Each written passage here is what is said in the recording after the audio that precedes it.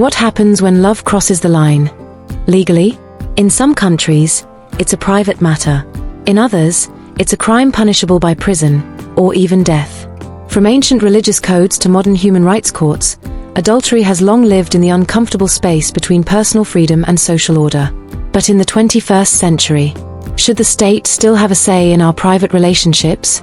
Today, we travel across cultures, continents, and courtrooms to explore adultery laws, their origins, their impact, and their controversy. Stay with us. This might challenge everything you thought you knew about law, morality, and freedom. To understand adultery laws, we must first look back, way back. The concept of punishing infidelity is not new. It dates back thousands of years. In ancient Babylon, the Code of Hammurabi prescribed death by drowning for adulterous wives, while husbands often faced no such penalty.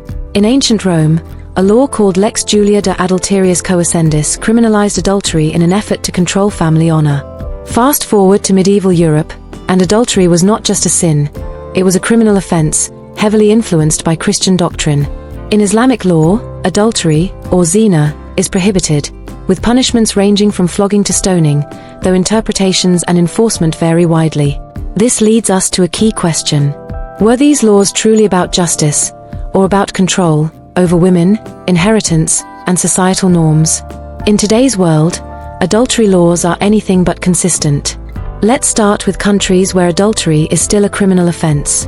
In Saudi Arabia, adultery can lead to the death penalty under Sharia law. In Pakistan, under hudud ordinances, it's punishable by imprisonment, or worse, if proven under strict evidentiary rules. In the Philippines, women can face jail time for adultery, while men may be charged with a separate but milder offense called concubinage. In India, adultery was a crime until 2018, when the Supreme Court ruled it unconstitutional, calling it archaic and discriminatory. Now contrast that with countries that have decriminalized adultery. France and Italy decriminalized it decades ago, treating it as a civil matter in divorce proceedings, not a crime. In the United States, adultery is still technically illegal in some states, like New York and Virginia, but rarely prosecuted. South Korea decriminalized adultery in 2015, citing personal freedom under the Constitution. Japan doesn't criminalize adultery, but courts may grant damages to the offended spouse in civil lawsuits. This patchwork of laws raises tough questions. Should the state punish what many consider a moral failing, or should it stay out of the bedroom entirely?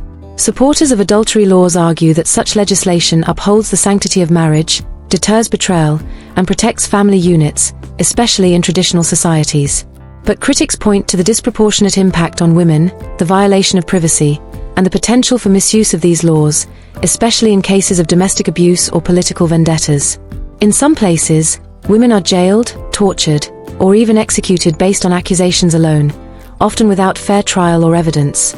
Human rights groups like Amnesty International and Human Rights Watch have long pushed for the abolition of adultery laws, arguing that consensual relationships between adults should not be policed by the state. The United Nations Human Rights Committee has even called criminalization of adultery a violation of international human rights norms. But not everyone agrees. In highly conservative cultures, the argument goes beyond law. It becomes about identity, tradition, and community values. So where does that leave us? As more nations modernize, courts are increasingly recognizing the line between private morality and public law. But the debate is far from over. Adultery laws are not just about sex or betrayal. They are about power, privacy, gender, and how we define justice. Some see them as outdated relics. Others see them as cultural cornerstones. So we ask you, should governments have the right to criminalize adultery? Or is it time to draw a hard line between morality and the law? Let us know in the comments below. Share your country's laws and your opinion.